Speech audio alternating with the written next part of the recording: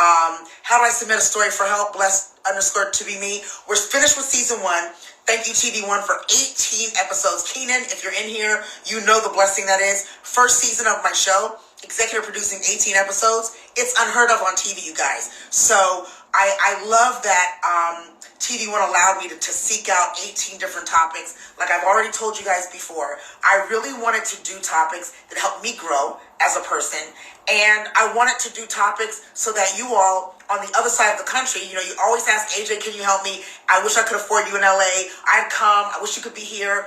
I wanted to make sure that I found therapists closer to you, whether you're in Atlanta or the Atlanta area. So far, season 1, at least on the East Coast, that you guys could actually reach out to, because I can only be in one place at one time. So I'm also loving the fact that you love that about the show. Thank you so much for the congratulations. I'm just grateful that I have a platform I can share with you guys. So we're not going to be on long tonight because I know it's late for everybody. I'm still on the East Coast, and so I wanted to just come on and introduce you to Dr. Tab. And if you have any questions, we're talking about toxic relationships. Actually, Keenan, if you're in here, I would love, if you don't want to come on, you don't have to. But you are such a great example of co-parenting in your life. For the longest that I've known you, that if you want to come on, please let me know. But I just want to tell you guys, Keenan Ivy Wayans, who's been a friend for my entire adult life, he's such a great example to me that I learned you can co-parent. You don't have to necessarily stay in a relationship that's not working for you because you have kids. Now, a lot of people make that choice, and I understand it. I think you're going to learn a lot from Dr. Tabitha now. I think you're going to learn a lot by listening to her, and not only learning where she is now post the show. When we shot, it was 3 months ago. So I'm so glad that as the camera stops, the therapy continues. That's why we're here, Day After Life Therapy. But if you haven't tuned in, Tuesday nights, TV1. We just left TV1's platform. Every Wednesday, we do the therapy continues first at 8 p.m. on TV1's platform at TV1 TV. Then we come over here to the AJ Zone and we jump on and talk. So I can't wait to bring Tab on. And just know that if you have questions, we're talking about identifying toxicity in the relationship. We're talking about what you can do within yourself to heal the you that may be toxic in the relationship. That's deep right there. Get out your notepad, get out your pen. We're going to take notes because, again, toxic relationships don't have to be interpersonal. They can be sibling. They can be mother-daughter, mother-son. They can be coworkers. Toxic relationships, this is what we did first, and I want Tab to answer this when I bring her on. Toxic relationship is something that just doesn't make you feel good, period. You have to decide what makes you feel good. You have to decide what you value, what your value is. You have to decide what you deserve and what you don't deserve, and make sure that you do not settle, that you do set boundaries to make sure that everyone that you're calling into your space is actually helping you elevate as a person and as a soul. You get it? So I'm going to bring in Dr. Tab. There she is, coming in, and let's have some talk and catch up with Dr. Tab, who was on Life Therapy last night. So exciting, so exciting. There she is. There's my girl. Hey, mama. Hello. Everybody's so excited. Different than TV1's platform. This is kind of what we do at the AJ Zone. I've done a series on Thursday nights, Soul Food Sessions. I do my Soul Food Sunday. So on this platform, the reason why I jump off of TV1 is because as much as I understand that's promoting the show, and we actually want people to know that the therapy continues, this is the real. This is the for real. So now, not that we're going to be on long, everybody's saying hi and everybody's showing you love. I want to say to my audience, thank you so much last night for such an amazing show. Thank you for being so open and honest. Thank you for being so real, because you could have come on, and as the therapist you are, you could have said all the right things, and you didn't. You let us see the real, and I love that, and I thank you, and I value you for that. So when we were leaving TV1's platform, we were talking, I said I wanted to pick up there. We were talking about, and I told everybody before you came on, you probably were listening, it's been 3 months since we talked and since we did the show. A lot has changed. I got a moth in the room now. A lot has changed for you and for Greg and for the family. Why don't you give us an update on where things are for you and the family? Okay. So, our bouncing baby boy, Prasad Remy Ball Mullins, he's here. He's 3 months old, and we are so in love with him. 3 months ago, we did not know that our journey would continue and look the way that it looks right now, feel the way that it feels right now. And, one of the things that I talk about with patients a lot is trust the process. Sometimes you go through things, sometimes you're in like a terrible situation and you're like, oh my God, pulling your hair out.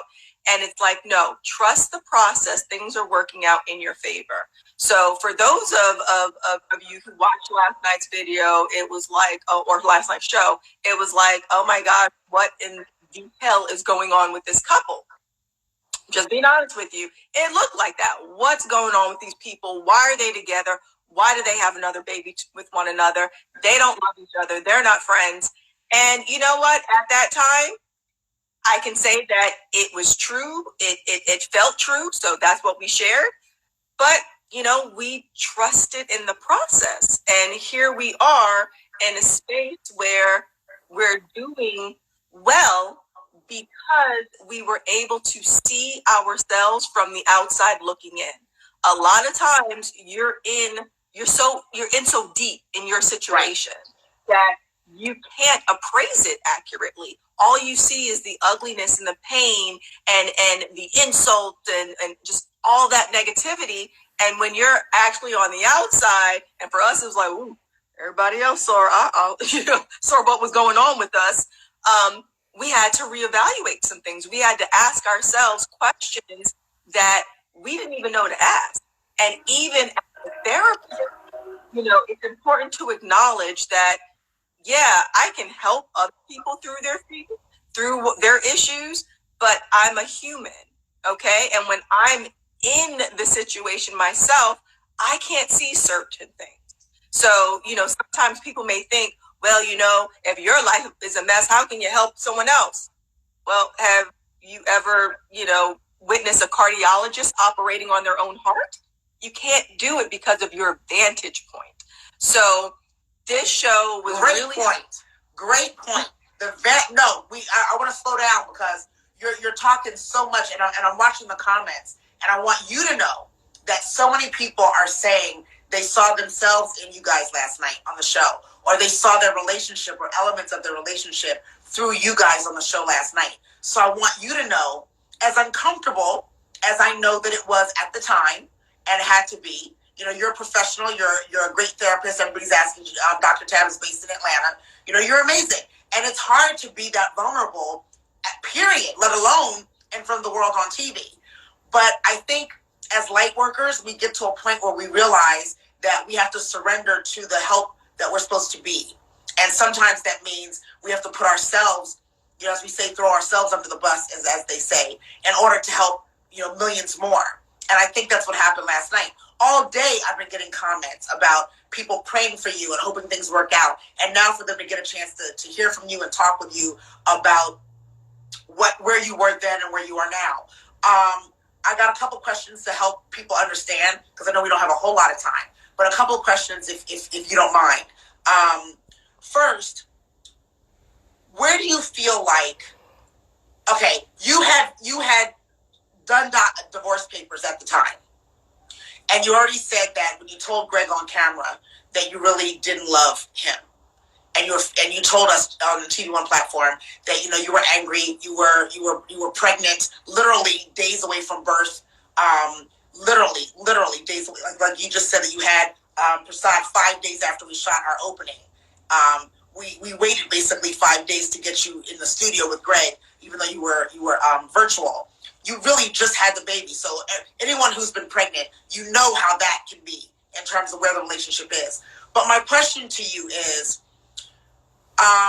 had you threatened divorce before? Yes, but I had never gone this. I paid for the divorce. It was upfront. I paid for it upfront. So I was before. No. This episode, of us having divorce papers or talking of divorce, I actually paid for it. So it was a done deal. All we needed to do was sign and send it in. So what do you feel like at that time? What was happening for you to say, before we sign, let's at least get some therapy? Well, as a practitioner of therapy, I love therapy.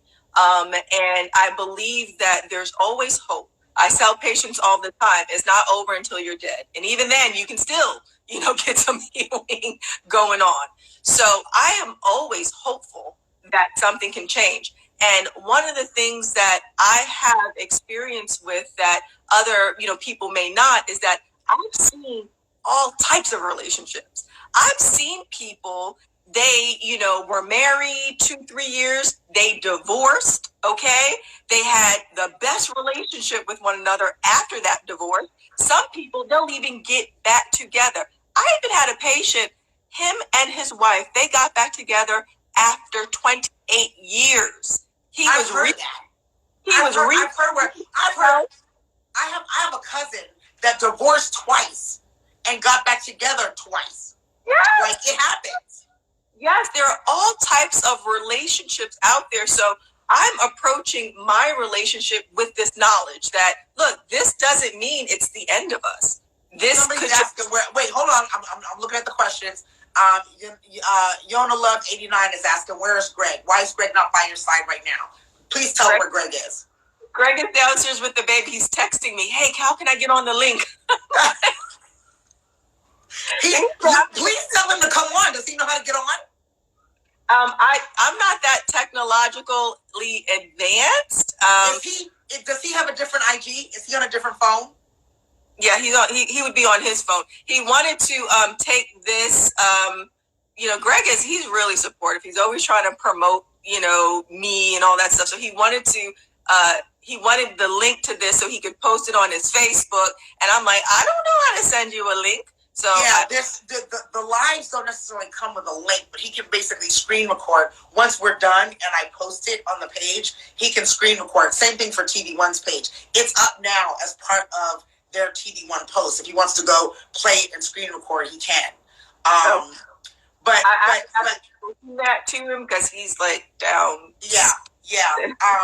If you want to text him, well, you can't text him because we're on live. But one of the things I wanted you to share, and this question is a really good intro into that space. Toya's on. Toya, one of our amazing producers who produced this episode. Yeah, text him and tell him to come on, T. That would be awesome. Another question, and I think what's really, really important is that, especially at such a time as this, when all of our relationships are being challenged, we're in a pandemic, there's a lot of different things that are challenging our relationships. 2 years ago, it was that we couldn't go outside. And so now people who were okay because they were at work or apart most of the day now had to be together 24/7. That broke up a lot of relationships, actually spending time.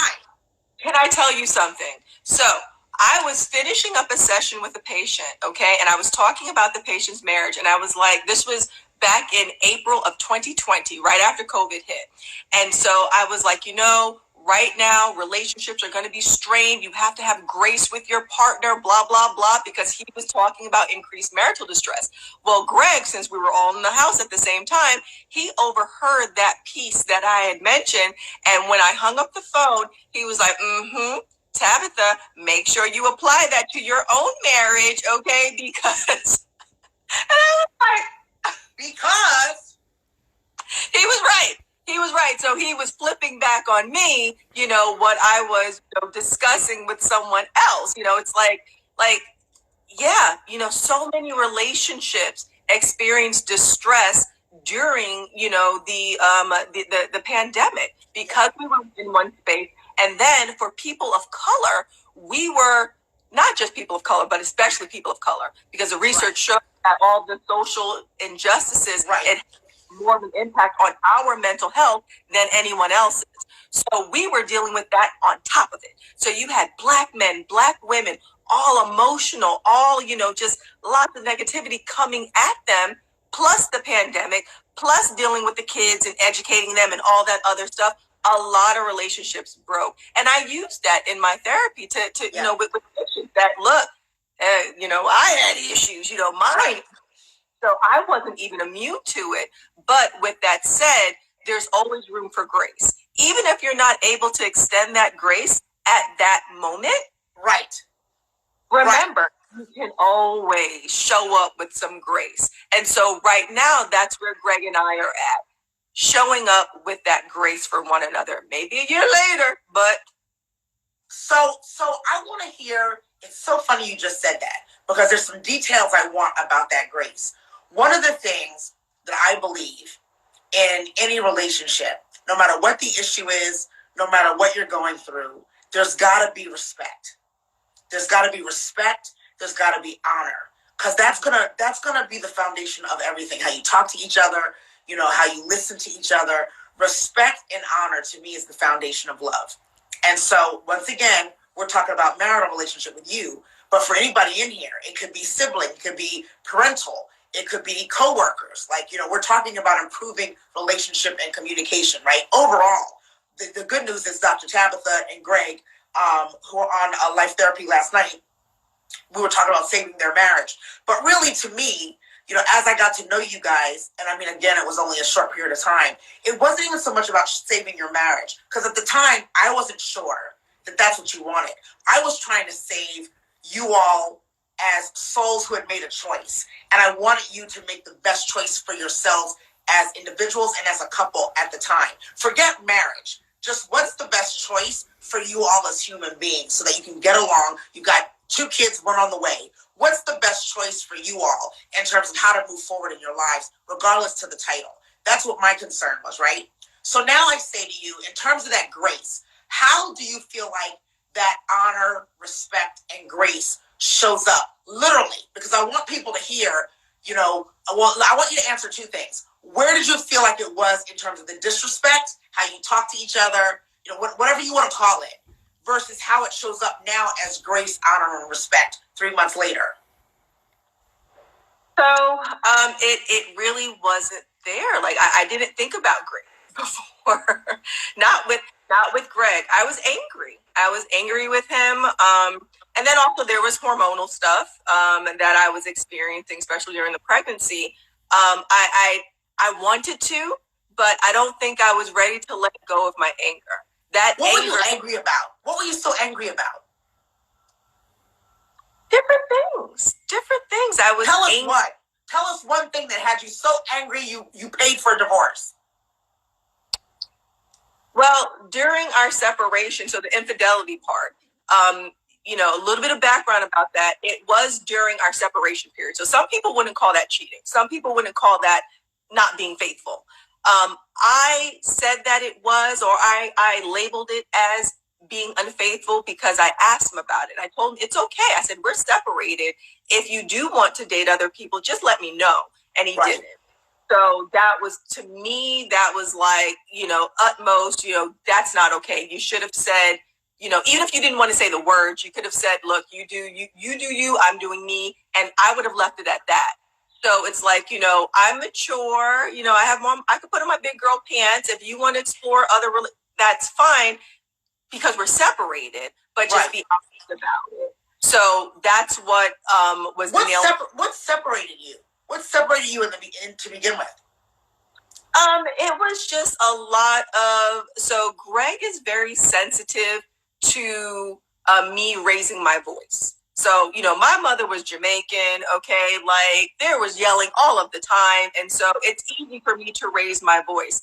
And for Greg, all he sees is calm or 100, calm or 100. And I'm like, no, there's nothing.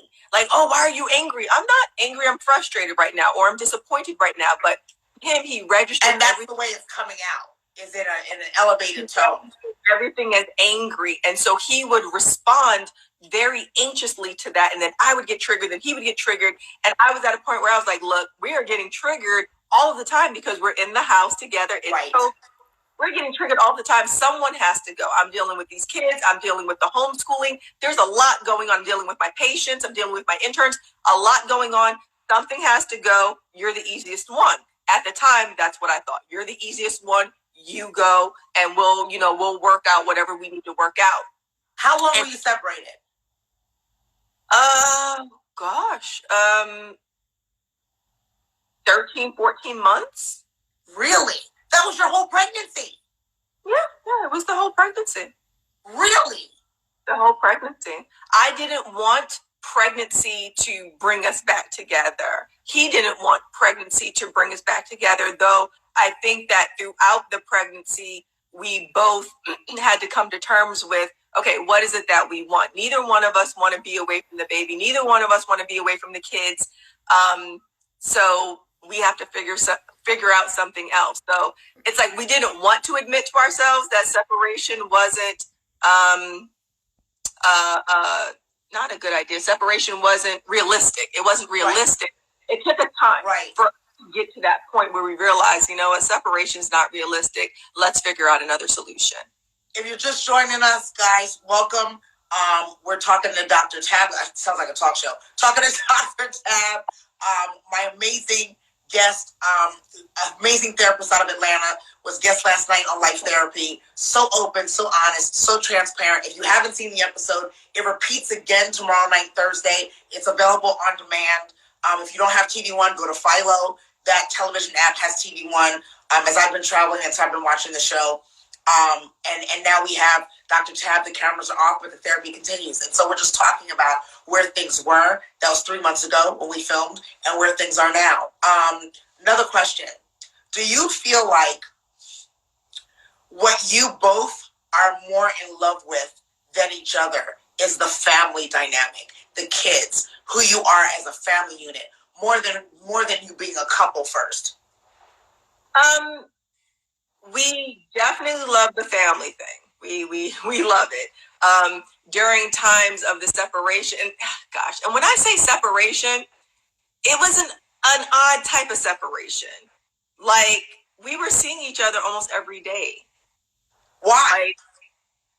Because we want to see the kids, and we want to be with the kids, and if I were to plan an activity, Greg wants to be there, so it's a family. It's a family focused dynamic. It really is. Yeah. If I were to take the kids to Urban Air, Greg would be like, "Well, can I meet you guys there?" And if I said no, it would hurt Greg's feelings, and I don't want to hurt Greg's feelings, so I would say, "Okay, you can come." And so we were constantly in each other's, space, in each other's presence. So from the outside, some people may say, "Well, it doesn't look like you guys are really separated." But we, for all intents and purposes, we're calling it was a period of separation. So someone else asked a question here too, and I want to ask you. So as much as you both wanted to see the kids, did you ever just want to see him? You did? Yeah. Did you see him outside of the kids? Mm-hmm. Did you guys ever date? We tried. Yeah, we tried. Tried and doing is two different things. Yeah. If you didn't, why not? I'm asking again. I'm asking because if there's people in this audience listening, I want them to understand sometimes the union is about a family dynamic, and it's okay if that's what works for you. It doesn't mean that not having the other stuff or the more means that the relationship is doomed. I think you're a perfect example, to be quite honest. For me, you're a perfect example of where the family dynamic is really the attraction, and I think it's fine. Mm-hmm. Now, with that said, Greg and I we're very attracted to one another. Clearly, yeah. With a 3-month-old. Yeah, we are. I always say, but is that attraction physical and sexual, as opposed to physical, sexual, mental, emotional, spiritual? Like honestly, could you tell us, if you're open enough to tell us? I wish he was here for this too. Where do you feel like the connection is? You shared it on TV that it was a great sexual chemistry, and that's how you got pregnant. 6 months into dating or marriage, and then even 6 months into separation. I didn't say that. Maybe Greg did. I didn't say that. What? You didn't say what? I didn't say that it was, that our bond was based on a sexual attraction. It was very. No, I'm not saying that you said that. I'm saying that it was clear that you have a sexual chemistry attraction. He did say that, which is again how you guys are having sex 6 months into your relationship to get pregnant, and 6 months into the separation. There's clearly an attraction, but what is the attraction? And again, I want everyone listening, especially from us as therapists and coaches, that whatever the attraction is, it may be enough to push forward. A lot of us, I think, women and men, a lot of us look for 10 out of 10 things and wonder why we're not finding the relationship. I want some people tonight to learn it may be physical and family, and not necessarily the emotional connection or even the spiritual connection. You know what I mean? Yeah. So, I mean, I would say that definitely there's the physical, attraction, the physical connection. There's the family. There's, we have similar values too. Our values, interestingly, do line up, especially with the family first. And what we are working on is there is some alignment with the spiritual, but not as aligned as I want it to be. And I think. And how long have you been together? 11 years. So what do you feel like is the block to that spiritual connection, that spiritual yoke, to the degree you want it? 11 years later, why is it not there? 11 years and 2 kids later. The emotionality often gets in the way. We can be very emotional. He can be emotional. I can be emotional. And then we sort of stonewall each other. We stonewall our connectivity at that point. And so one of the things that we have to learn on our journey, especially if we want to continue on together, is basically how to calm down the emotions a bit and look at what the goal is. So when you are in a relationship, you're in a marriage, what is the goal? Is the goal for you guys to go to bed every night not being angry at one another? If that's your goal, then you need to behave in a way to align yourselves with that goal. If your goal is to be grandma and grandpa in one house, guess what? You have to align yourself, align your behaviors so that you can work towards that goal. What's you and Greg's goal right now?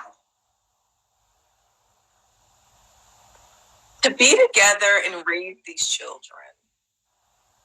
Is there a goal that has nothing to do with the children? There is one that we've talked about. I don't think that we're putting it on the front burner right now. I asked you that because I want people to hear it. I want people to understand. As long as you're clear, and as long as you know what you want, and like you said, you're behaving in a way to have it, that's healthy for you. Oh yeah, of course. And it's okay to have more than one goal. It's okay to have simultaneous goals. It's okay to have sequential goals. And that's why therapy, individual therapy especially, is so beautiful, because you're working on tailoring the treatment for that person. Yes. What works for them, what makes sense for them in their space at this time. And Joyce Williams Brooks said, right, it needs to be goals outside the children. Actually, it doesn't need to be. And that's why I asked. The goals, and that's why I just said, you guys have to understand, I think healthy means as long as your goals align with what you want and what the other person wants, then that's what makes it healthy. It's when you have unmet expectations, unrealistic goals, unrealistic thoughts for yourself and the other person. That's where the toxicity comes. And the mismatched thoughts too. So, this could be your goal, but your partner's goal is this over here. Now you're going to have a problem. And then we need to look at how oftentimes, especially in the U.S., our ideas of relationship, of family even, very Western centric.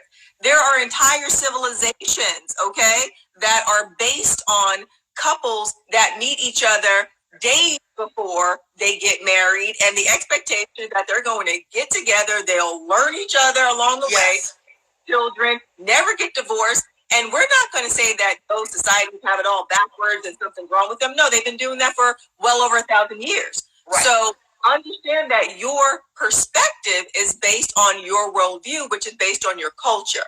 So we're not here to say that how someone views something is a problem or is unhealthy. It depends on, do both of the individuals subscribe to the same belief, the same goal? So that's what's important, and that is what determines the health of a relationship. So we've got a special guest that I hope is going to click in any moment. And there, look, I was going to say it's you, Greg, but it's that cute little booty in the picture. It's Prasad's cute little booty. Aww, I hear him. Hey, Greg. How's it going? Did we wake him up? No, I just think he's not in a good mood with me. I don't know. He might be hungry. But Greg, just bring him to. Okay. Right back. Look at that big boy. Look at those legs hanging down. I can't believe he's 3 months old already. Jiminy Crickets. From your belly to legs hanging down on Greg. It's crazy. He's so cute. He's so cute. Oh my gosh. He's just, I love it. I did not think that I would enjoy motherhood this much, but it's like, here we are, maybe it's that I'm an older mom now, but it's like, it's so much better this time around. Let me get the baby. Okay. And while Greg and Tab are dealing with the baby, I want to tell you guys, I saw a question and somebody said, what's unrealistic? When I said, you have to make sure that your goals with each other and your goals for yourself are realistic and not unrealistic. And somebody said, what's unrealistic? And I want to ask you, Tab, to answer that too. My definition of an unrealistic goal with someone is, like I said, unmet expectations. You believe that someone's capable of something that they're showing you that they're not capable of, or that they're demonstrating that they're not, or that they're not interested in. That's unrealistic. If like for example, on TV1's page, one of my toxic relationships, I was dating somebody who was a smoker. And I was dating the potential. I was dating the potential of one day he was not going to smoke. But I was dating the smoker, but I was in denial. I was dating the smoker. My expectation was I was dating the man who would be one day if he stopped smoking. And a year later, that never happened. Yeah, and so in that situation, it's also, did he want to stop smoking? Like, is this something? He's saying, well, let's talk about it. He's saying, yes, I wanted to stop smoking before I met you, so I'm a work in progress, and it doesn't happen overnight. And while I understand that, I didn't see enough behavior of trying to quit. I've seen people in the process of quitting. But again, my thing became, and this is for the group, it wasn't so much on him and the attention on him trying not to smoke or stop smoking. It was on me. Why was I dating a smoker in the first place? See, that's the thing. I was dating the potential. What I need to do is make sure I'm dating somebody who doesn't smoke, or somebody who is literally in the process of not smoking, not saying they're going to quit. And now I'm dating somebody waiting for them to stop quitting. That's not fair for him or me. So again, I think unrealistic is making sure that you're not dating potential or marrying potential. Making sure that you're clear on who you are, what you want, which is what we're hearing from Tab. I hope Greg comes back. What we're hearing is, once you know who you are and what you want, it can be healthy. It's when the two of you, whoever it is, again, whether it's interpersonal, mother, father, daughter, coworker, when you guys are not on the same page about what it's supposed to be, that's when it becomes toxic. Exactly. Right? And in the work of marital therapy, sometimes you're helping people to discover what their same page is. Yeah. They may not know it. They may be holding on tightly to, this goal or this idea or this expectation. And it's like, do you really even want that? Do you know if that's what you want? Let's talk about this. Let's explore it just a little bit more to see. Oops. There he is. There you go. Yeah. I had to move that camera up a little bit more. We're saying hi again. Hey, Greg. What's going on? How are you, brother? I'm doing well. It's good to see you. Congratulations on this gorgeous 3-month-old. I appreciate it. Yeah, I'm gonna switch over to you for a second because we don't have a whole lot more time. But I wanna make sure that my audience knows that this is Greg and Tabitha from last night's episode, TV1 Life Therapy. So grateful for you guys to come on tonight. Last night, I don't want to give too much away if you haven't watched. If you have not watched, tomorrow night, Thursday, the show repeats. It's on demand now, probably after that on TV1. You can also catch it on the Philo app. Just click on TV1 and all the episodes are there. We've already learned, Greg, from Tabitha, that you guys have completely shifted in the 3 months since we filmed the show, which I think is awesome. Whatever that means for your happiness is awesome. But I want to ask you a couple of the same questions I asked Tabitha. It seems to be that you were separated during the show. You're now not separated anymore. That's correct. What it seems like has brought you guys together, has really glued you since then, is the sense of family, the new baby, the love of the family. Would you say that's true? Oh yeah, definitely for sure. Like he definitely is the center of everyone's attention, and so with that being said, he sort of, like you said, just brought everyone together. You know, the kids. So not that we were just totally separated apart like that, but it's just like when we're all together in the same room. It's just it's a different feeling than it was before he was here.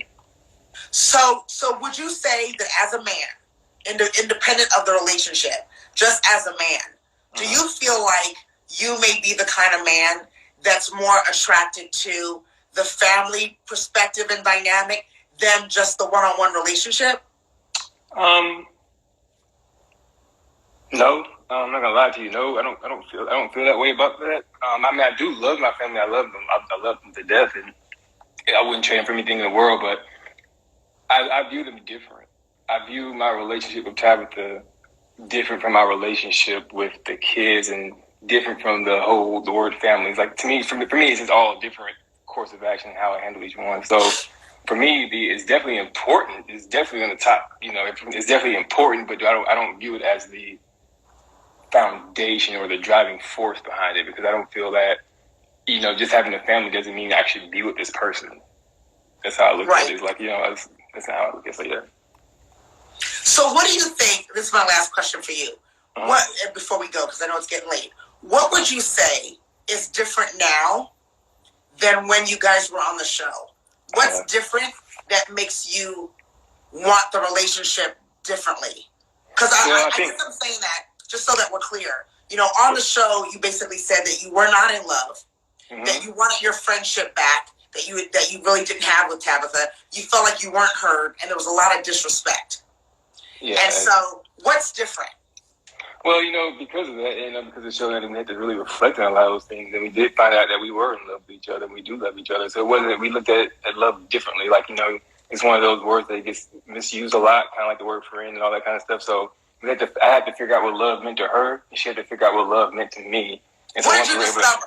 What did you discover? Well, Tabitha is very emotional. And I mean that in a very good way. I mean, in a very good way. Like, Wait, I gotta tell you why I'm laughing. Tell me why I'm laughing.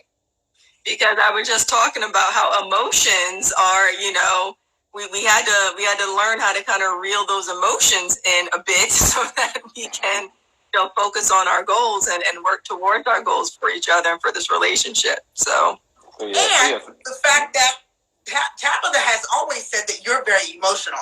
It sounds like both of you are very emotional. I mean, I admit it. Yeah, I'm a Cancer. I think I get a little emotional every now and then. You know what I'm saying? I have a different way of maybe expressing it. Yeah. But it's definitely there. It's definitely there. I'm not going to walk away from that. Yeah, it's definitely something I'm not going to say battle with, but it's come to embrace.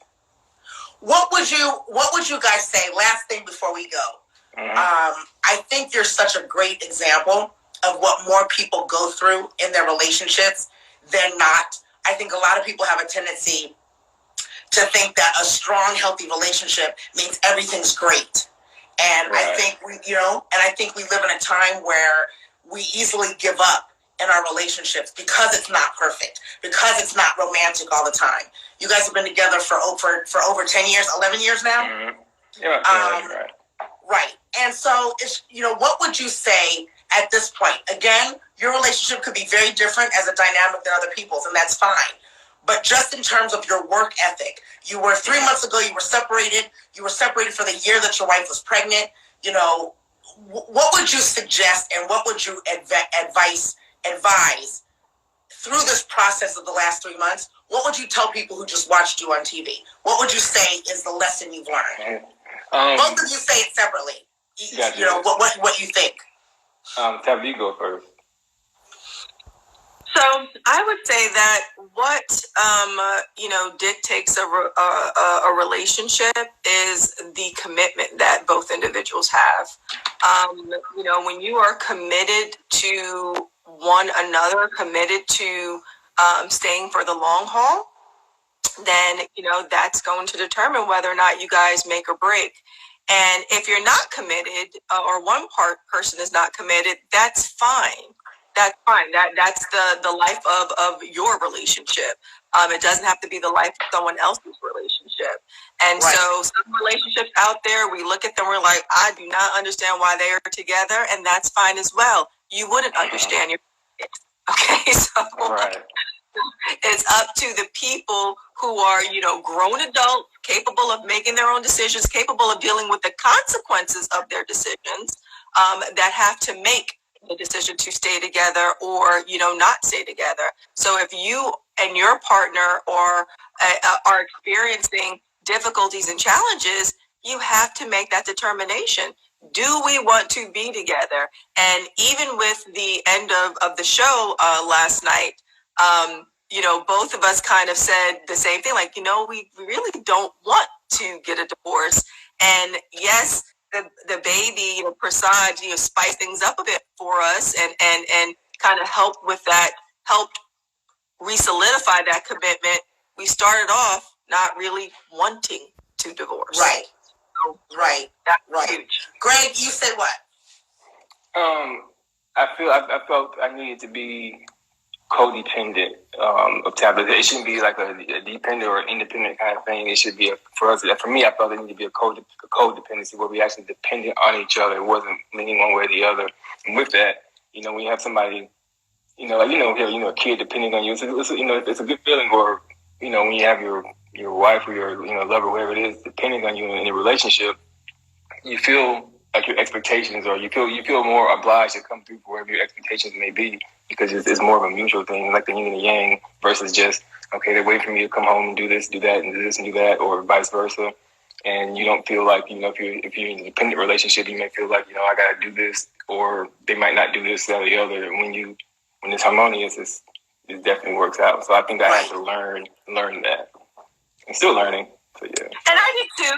I just want to chime in. My grandmother, who, for historical reasons, we don't have a close relationship, she has come back into the picture, and she has been beating me over the head with that.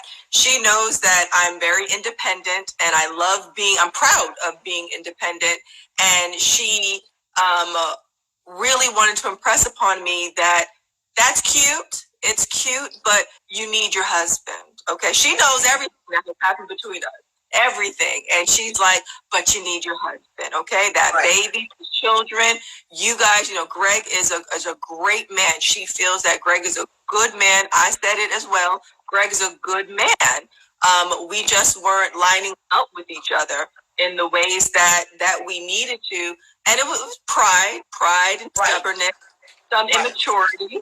I said on the show that, we're still maturing, both of us. Although I'm 40 and he's 39, we still have, maturing to do. We will continue to mature until we die. So, as we continue to grow and develop, he's not the same man that he was 10 years ago. I'm not the same woman that I was 10 years ago. And hopefully, unless something's wrong with us, we won't be the same people that we are today in 10 years. Right. Hopefully we will continue to grow. And so I'm hoping that this will be the case for people that are listening now, people that are watching the show. There's hope. People can grow and develop. Yes, a person may not change their core. I don't think we could make Greg into a family man if he was completely but if he's a family man at heart, I'm a family woman at heart, we can grow and develop our differences so that we're more in alignment with one another. We're not trying to, take away the stripes off of the zebra. That's not what we're trying to do here. But it's okay to give yourself permission to grow and develop into what you want to be. So, last question for you guys. What we saw last night on Life Therapy, and everybody who saw the show, it's a completely different couple, completely different energy, completely different perspective. Greg, I'm going to say you seem and feel clearer. You felt a little unsure. And listen, talking about your relationship that open and honestly on TV is tough. And my hat goes off to you because you were open, you were honest. You know, you don't do it all the time. So I love you for it, and thank you so much for being such an example of a relationship that does not have it all together and that's really trying to figure it out. And I think that's what I wanted Life Therapy to be, is the real deal. So thank you for being that.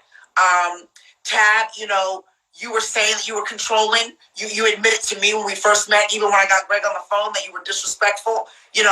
All this stuff came out. But I think a lot of people and a lot of couples are themselves and needed to hear and see themselves in this TV therapy fashion. So I just want to say before we go, and I want you guys to say, if there's one word, you know how I'm about my words.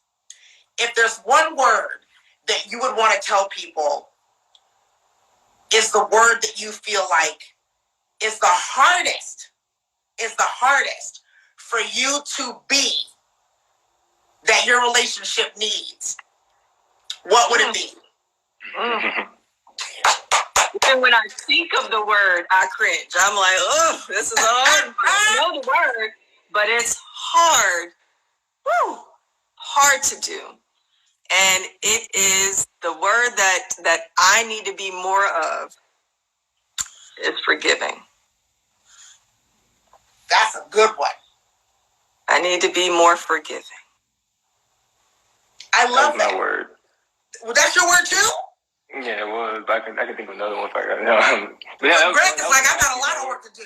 But that was my word, is more forgiving, because I think a lot of our issues are sometimes based on things that happened years and years and years ago that don't really play a role anymore. It's like, we're talking about like on our first date when you. Well, you said on the TV One platform, Tab, and this is before you came on, Greg. You did say, Tab, that there's a lot of pain. The anger was coming from pain.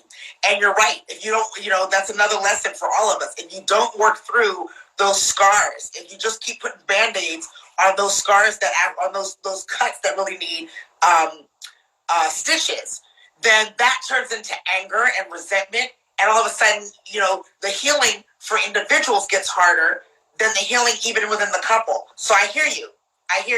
Greg, you wanna stay with forgiveness, or you got another word?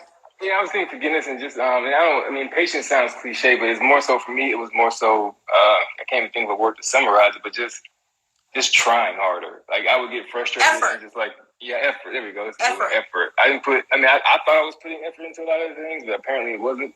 Like, I guess it wasn't enough for her. And it wasn't that she had this crazy, mountain for me to climb. It was just that I was going about it the wrong way.